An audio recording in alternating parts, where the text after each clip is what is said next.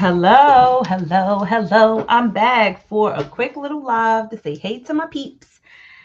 I like to just get right into the mess, but I will give it like a minute or so to let people come to the stream if they want to come. If not, you can catch me on the replay. But if you saw by the title, I'm going to be talking about Tristan and Khloe. You ever just hear about a relationship that just give you a real deep sigh? Like, like, you know, just one of those where you like, is this real? Like, did this guy really say that to you? Did you really let him say it? Did you really feel guilty about what he said? Did it really hurt your feelings? Like, how are we here? So, anywho, if you're not familiar, a couple blogs are reporting that Tristan Thompson is saying that it is Khloe Kardashian's fault that he cheated on her with Marley Nichols. You heard that right. It is Khloe Kardashian's fault that he cheated on her with Marley Nichols. And his reasoning, his good reasoning that he gives is that she gave him the cold shoulder and that she pushed him away and that he felt like a secret and that he felt like, oh, it's the jokes for me. When I read that, when I heard that, I literally was just, I was in stuck mode. I literally was in stuck mode because I'm like, Tristan, at what point in the conversation do you not take responsibility for the gross humiliation you caused Khloe Kardashian? Now, Khloe definitely has some responsibility too because she should have never took that man back after he did what he did with Jordan Woods. That was by far the most ridiculous, stupid thing that I've ever seen somebody do in my life. And the reason why I say that is because of who Jordan Woods was. It wasn't like this was some random girl in the street. It wasn't like this was some girl he just met in passing or at the strip club one night. This was literally the girl who was in your house regularly, best friends with your sister, had huge ties to social media, had huge social clout, had huge connections with like major powerhouses of the media like Will and Jada. Hey Letitia, good morning. Well, afternoon now. Happy lunchtime. I'm just coming on here gabbing because this Tristan and Khloe thing really just got me. It grinds my gears. Like this because I see people get into situations like this all the time, and I'm just like, sis, come on. This don't gotta be your life. This don't gotta be your story.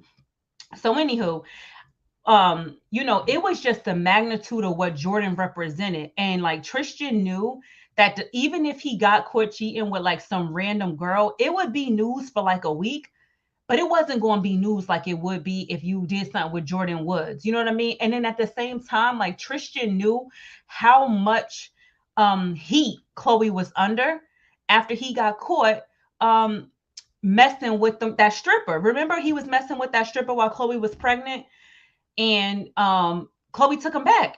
Like, you're 3 days away from giving birth, and this man got his thing up in somebody else's thing. Like he in the Four Seasons. He done took this girl to the Four Seasons. Like, I know Tristan rich or whatever, so taking her to the Four Seasons is probably like going to Motel 6, like, relative to value. But at the same time, he done took this chick to the Four Seasons, let the paparazzi get photos of them, and you are 3 days away from giving birth to a whole baby. And this man is just super duper duper disrespectful. Like, super duper disrespectful. So I was confused as to why she took him back, but I also understood, like, you just pushed a baby out. Your emotions are running relatively high. I'm sure you probably like, oh, this is a fresh start for us. Like, this baby is going to bring new energy, new life, a transformative time in our relationship. It's going to give us a chance to really bond, to raise our daughter together, and just feel like we can get back on track. Because honestly, once you have a baby, you are feeling hopeful about your relationship. Like, you're usually in a more joyful period. But once a baby get in the mix, I always tell my clients that once a baby get in the mix, you really find out who you're with. Like, you find out if you're with somebody who wants to be a father, a provider, a man of the house, wants to settle down, or if you with somebody who's going to shift the burden of raising the kids all on you while they continue to do everything that they have been doing before. So to me, I feel like kids represent like a fork in the road. it's kind of like, all right, where are we going from here? And that's why women end up having babies by dudes who really ain't about nothing. And then they're like, oh, but once we have this baby, like things are going to change. And then, hey, Garden Gal, how are you? Things don't change. And then they feel like deceived or blindsided. But where Khloe messed up is she didn't pay attention to his behaviors prior to her getting pregnant, because this man never had a grain of salt of worthiness to him. And I'm not even saying that from the perspective of like Tristan didn't bring anything to the table, because obviously he's a very successful basketball player. He's a millionaire, like on paper, like he's the kind of guy you would want to make children with, because, financially he can take care of you. But Khloe can financially take care of herself. So when you have two people who are financially secure, at that point, you got to start looking at the other parts of the relationship to determine if this is somebody you want to be with. And those other parts include like asking about this person's moral foundation. And that brings me to this whole point of like the hunting season. So like months ago, I had made a live stream. I had made a live stream about the hunting season, right? And the hunting season is the dating phase of the relationship. And that's where you get to find out a man's true characteristics and true traits, right? It's where you can find out whether or not this man is somebody who is of high moral quality, or if this man is of low vibrational energy. And I think, sometimes it's in the small details, right? So with Tristan and Khloe, like during their hunting season, which was their dating phase, he was just getting out of a relationship with the other Jordan, right?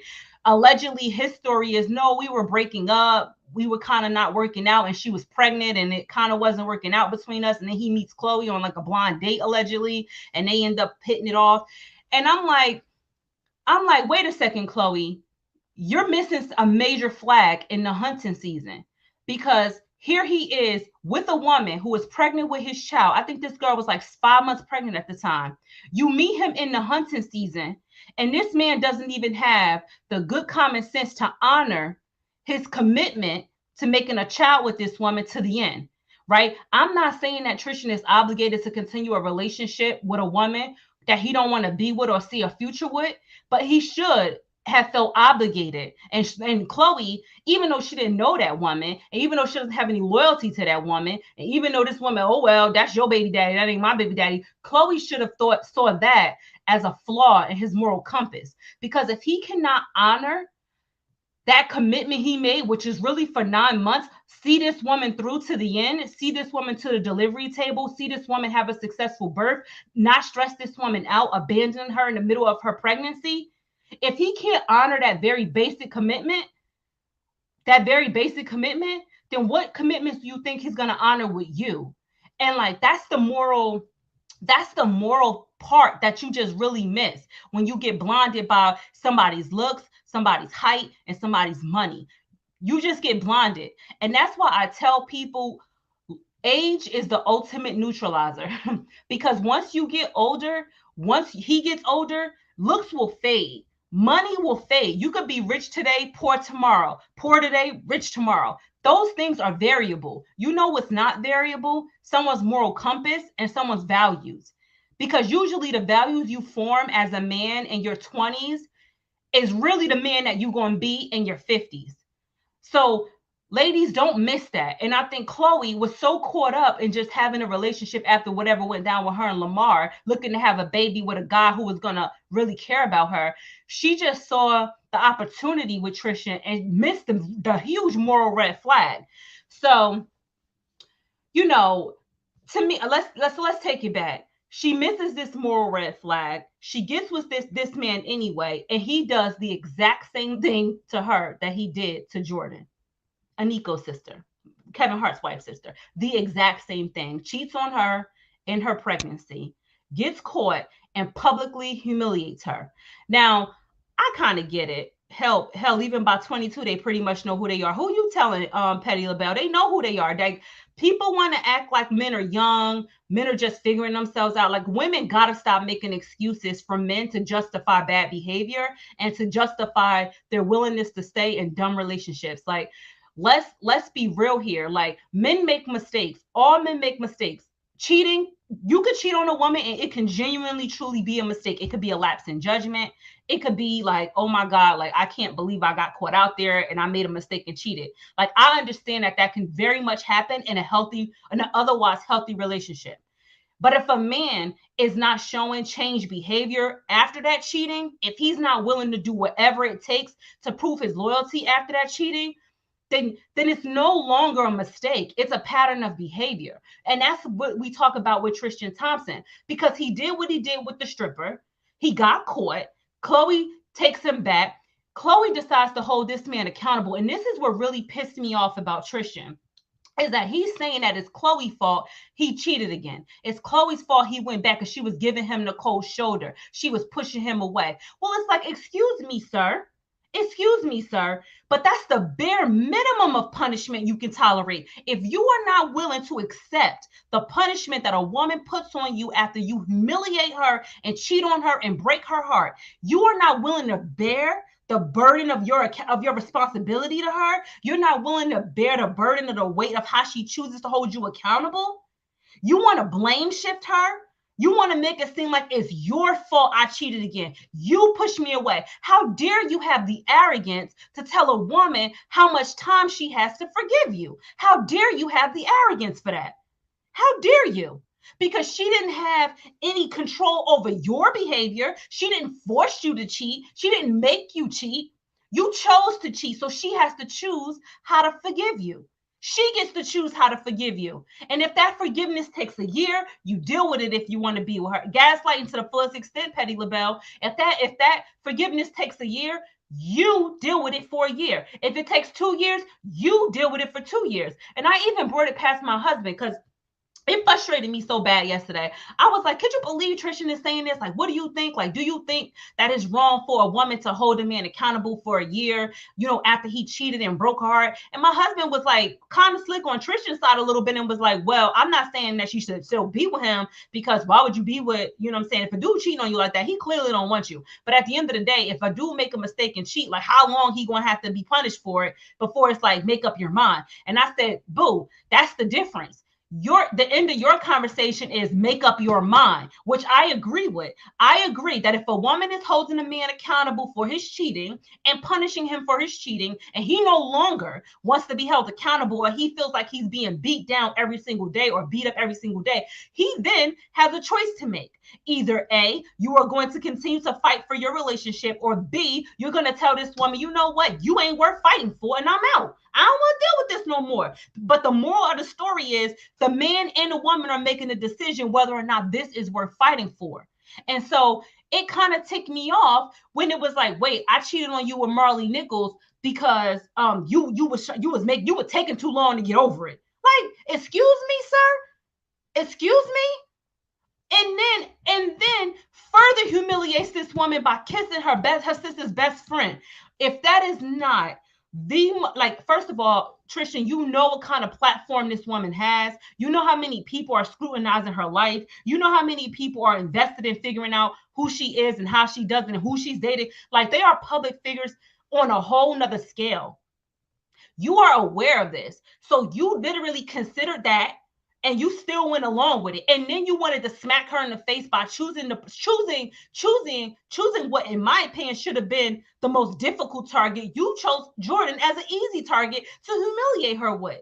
And if that is not somebody telling you, I don't want to be with you, I don't know what is.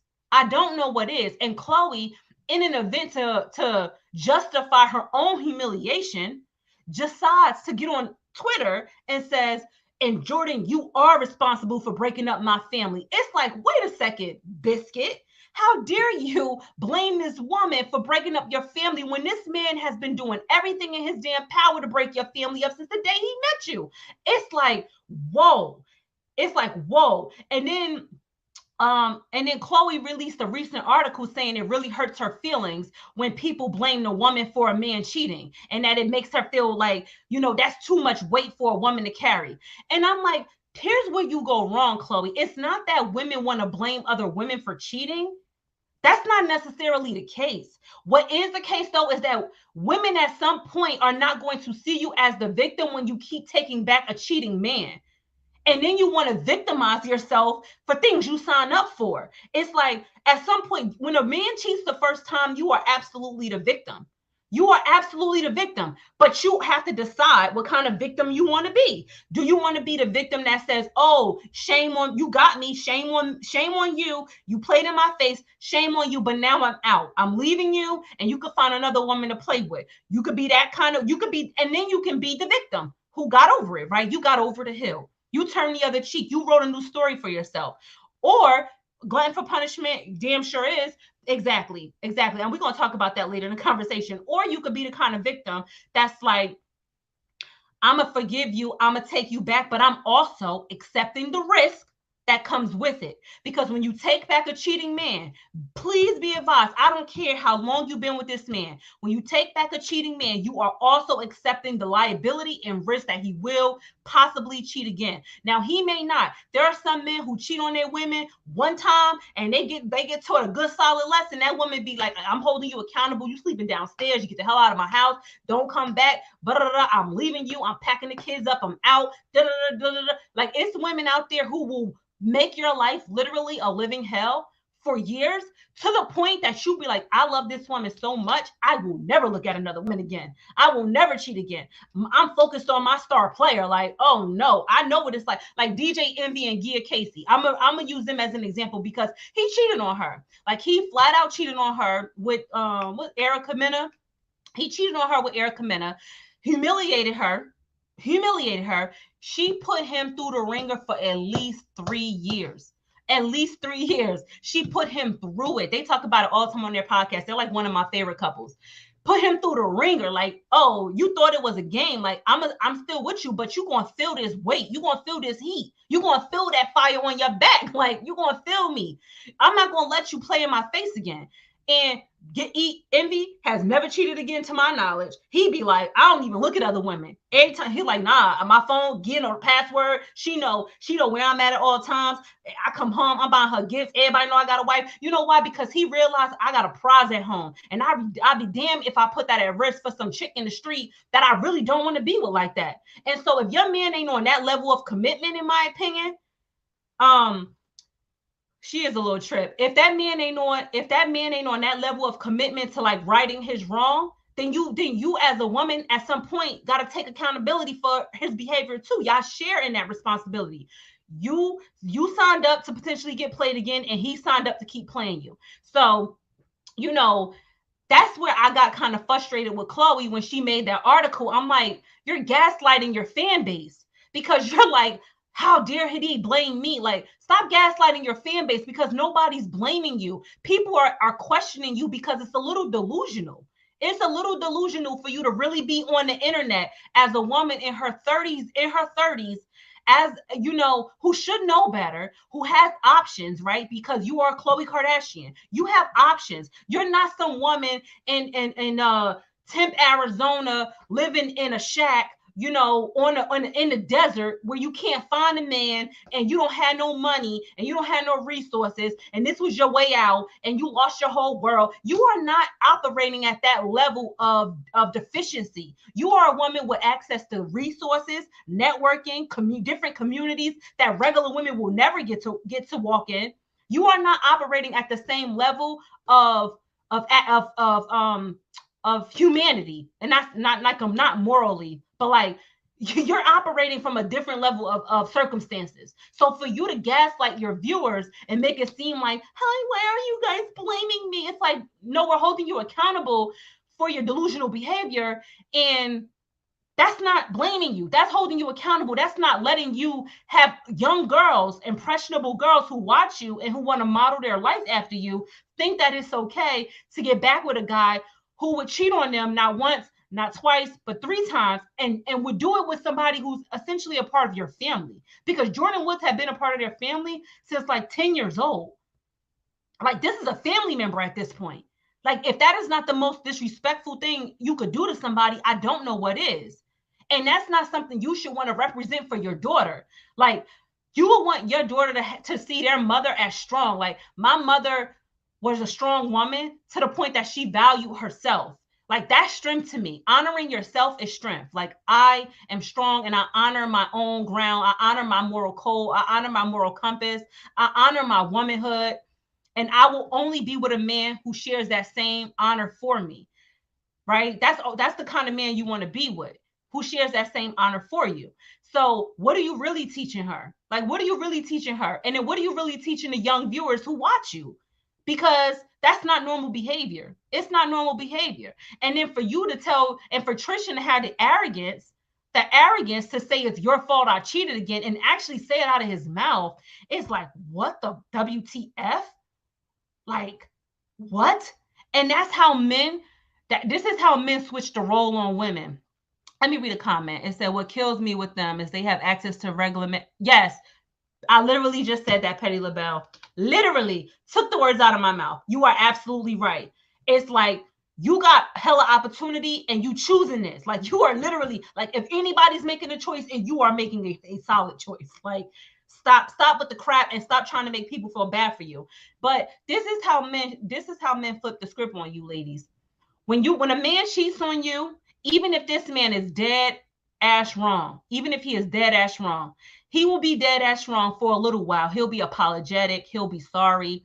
He'll be doing all the right things, bringing you flowers, writing you love notes, taking you out on dates, apologizing. He may even bust a tear too. Because listen, a narcissistic man, or a man who, like, men know how to gaslight women the same way I think women can gaslight men, but that's a different video. But men know how to gaslight women. They know exactly what kind of woman they are dealing with. They already sized you up. They already sized you up. Men are like hound dogs. Like, they sniff you out. They know exactly what they could do to make you forgive them. Exactly what they can do. Like, exactly. And they will pull out all the stops to win you back. It's like the cycle of abuse.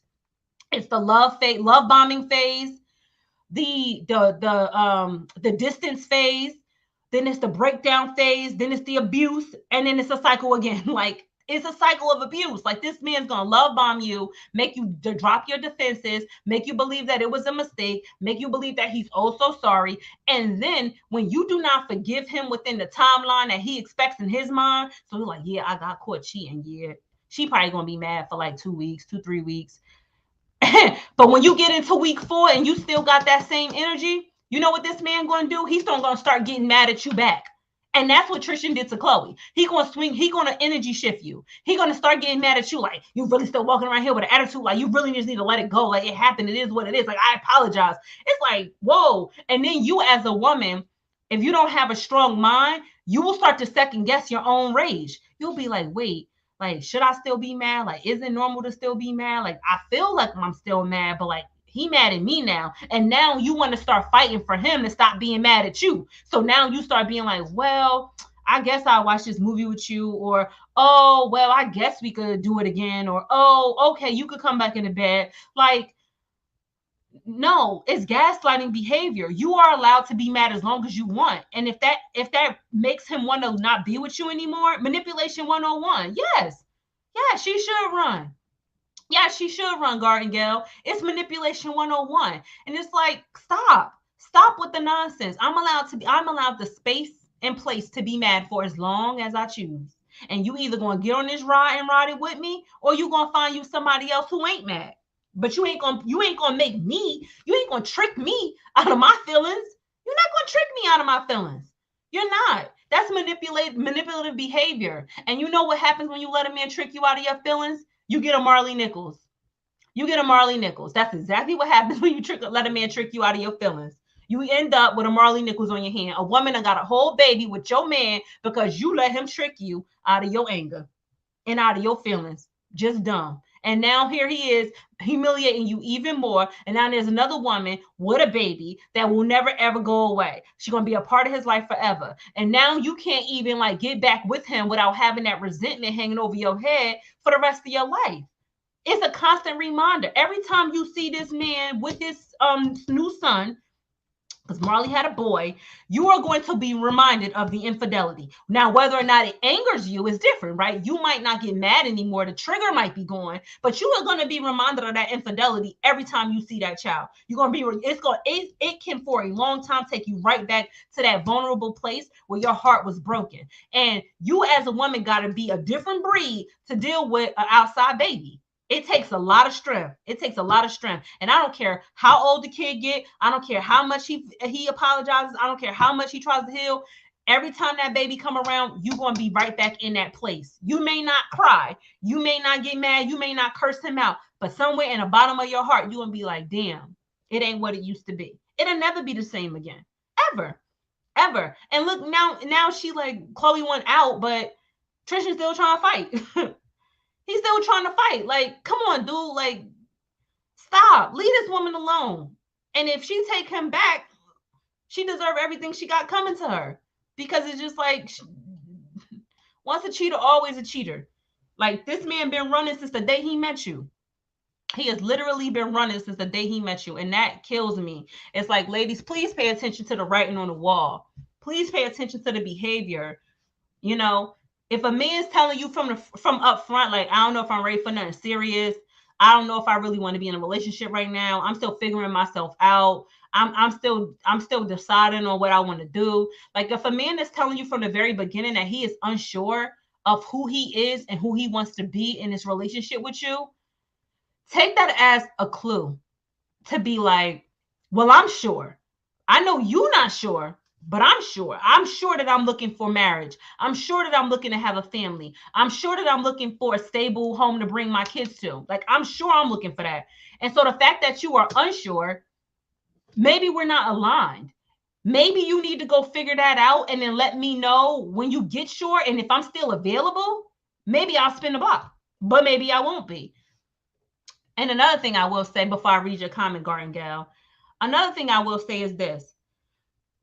A man will not, and I repeat, a man will not let another man have something he wants for himself. And it comes to business, it comes to money, it comes to career, it comes to anything. I'm telling you, a man will not let another man have something he wants for himself. Period.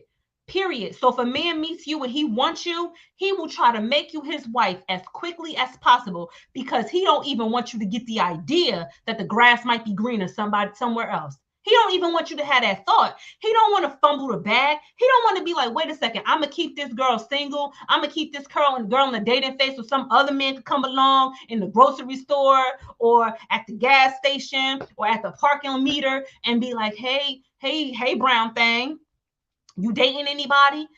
And then you might be having a bad day with old boy and you might take this man's number. And now he could potentially lose his whole relationship and love for you because you done found somebody else. Ain't no man gonna put you at risk like that. Like, stop letting people in your life tell you bullshit.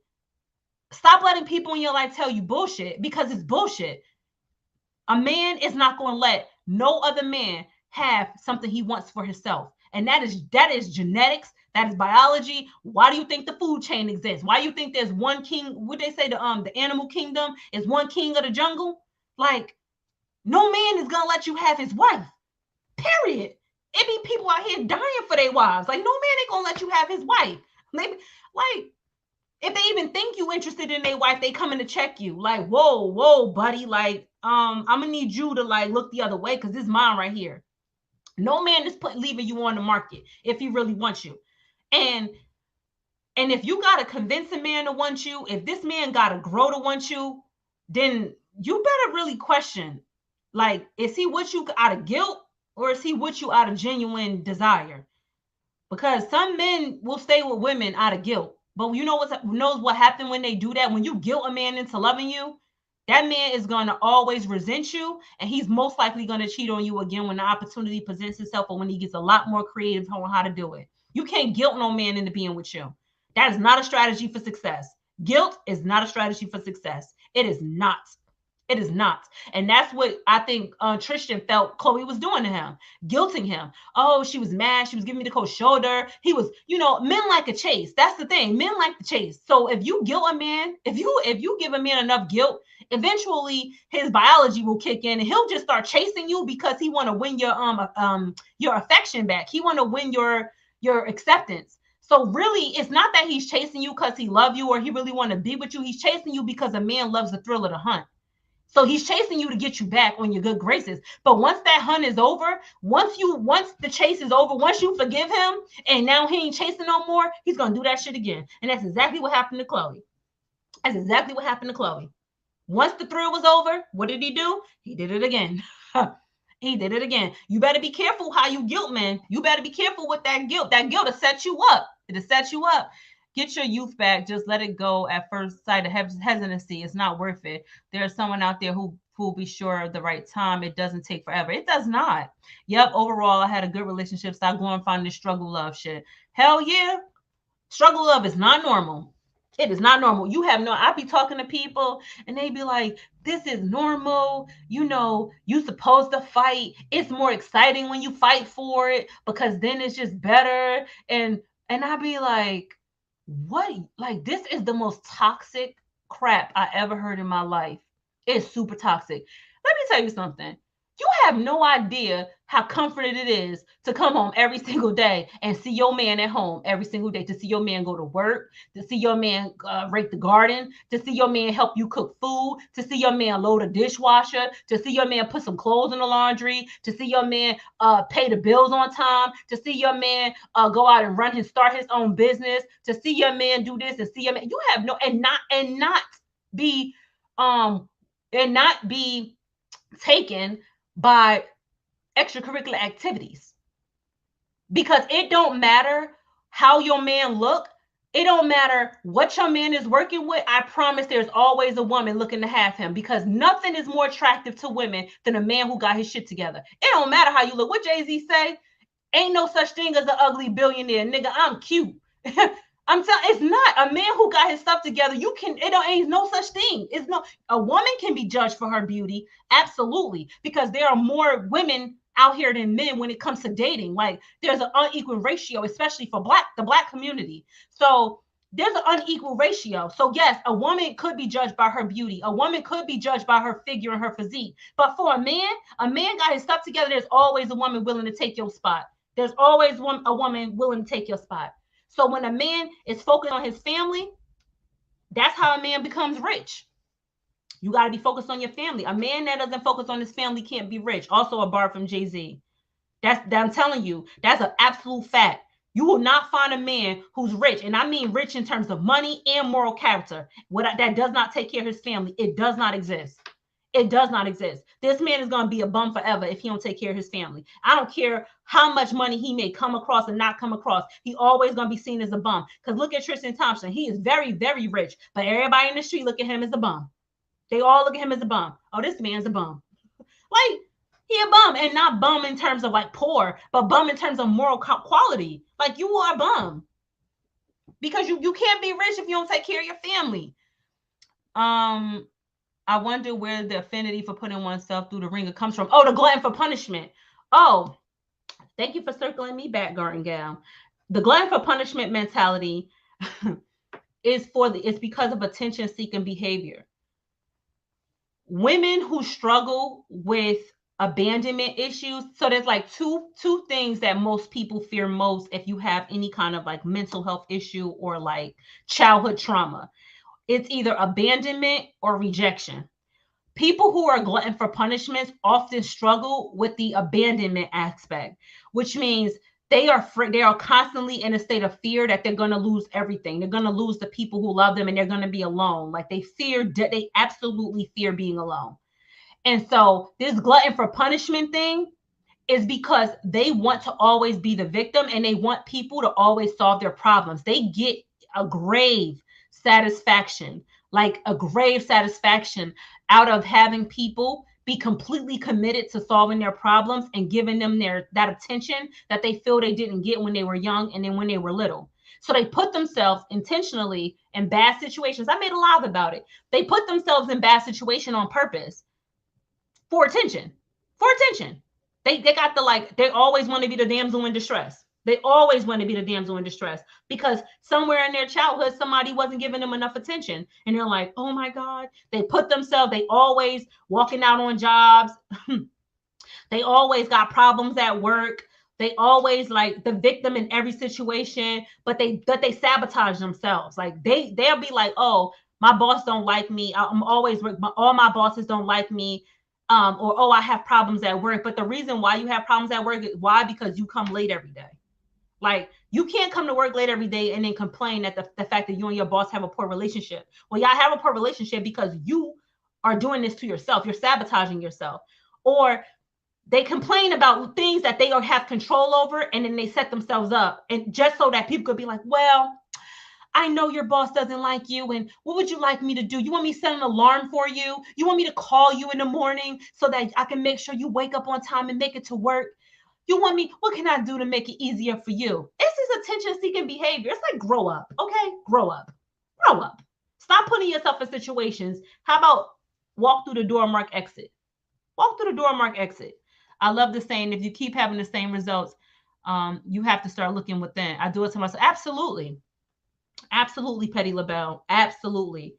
Absolutely. Yeah, they get off on being the victim. If you keep finding yourself in the same situation, it's literally the definition of insanity. Is doing the same things over and over again and expecting a different result.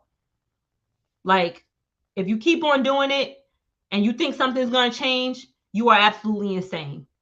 Stop volunteering yourself as tribute. Like, stop. You're insane. Like, at some point, you have to be like, am I normal? Like, am I sane? Am I operating with a full deck here? Like, what is it about me that's making me constantly do this? Like, why am I doing this? And it's for attention. It is absolutely for attention. So, people like that, when I come across clients who have people like that in their life and they're like, I don't know what to do. Like, this person is depleting me. This person, like, I literally had a life coaching session with one of my subscribers, who was like super duper sweet, and she was in this exact situation, and I had to tell her, I'm like, and please advise as to why you are setting alarms for this man. Why are you still setting alarms for a grown-ass man? Why are you setting alarms for me? If this man can't, as a grown man, make it to work on time, if this man as a grown man can't fill out a job application, if this man as a grown man can make it on time to an interview, if this man as a grown man can't do these things, you really think this is a man you should be with? What are you, his mother? Are you his mother or are you his girlfriend? Like, are you like, I'm just so perplexed. Like, what is in it for you? Because, but if he get a good job, like, he's showing you who he is and you won't believe him. And then you want, like, I can't feel bad for you being like, this is too overwhelming. This is just too much pressure on me. And then if he's late to something, he like says it's my fault because I forgot to call him. I'm like, whoa, you like being scapegoated by somebody who's irresponsible? Like, sometimes you got to say things back to people. Like, I don't know, man. I don't know. You got to put boundaries. Like, I'm sorry, you on your own here. The most I did was help my dude with his oh yeah. Listen, there's a big difference. So, oh my God, I was just watching this TikTok that I had kind of wanted to talk about. And I know I'm going off Khloe and Lamar, but this is so relevant. So I was watching this TikTok and it was like, she was like, I'm gonna take my baby daddy off of child support. And instead, I'm going to help him with his resume and I'm going to help him study for his CDL exam because I want to help him help me, right? I want to help him figure out a way to better take care of his kids. Now, to that, I say this. I am not opposed to helping a man who wants to be helped because there's a difference. If a man comes to me and say, look, this is the first draft I did of my resume. Can you look at it and let me know if it's good enough to make some changes if you can? I will absolutely do that because you are trying to help yourself. You're not asking me to mother you. You're asking me to assist you. Why? Because maybe I'm a better writer than you, right? That's a partnership.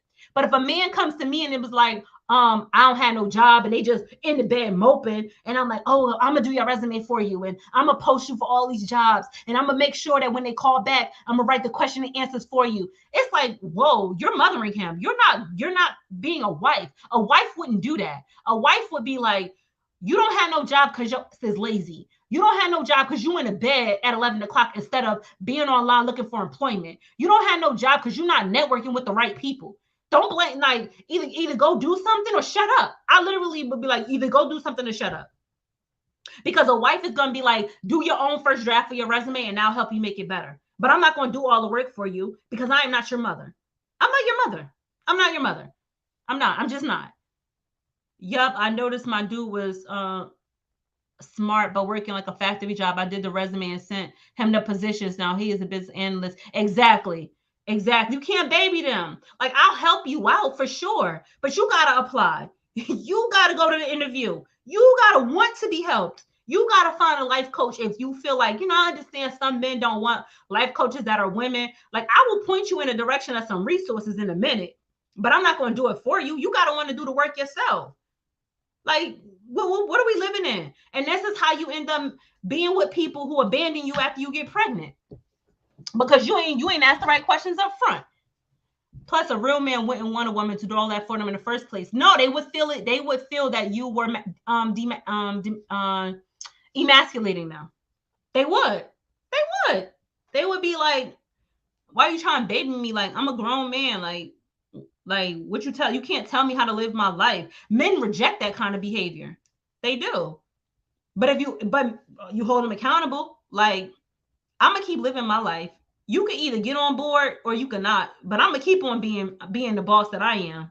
I'm gonna keep on keeping on.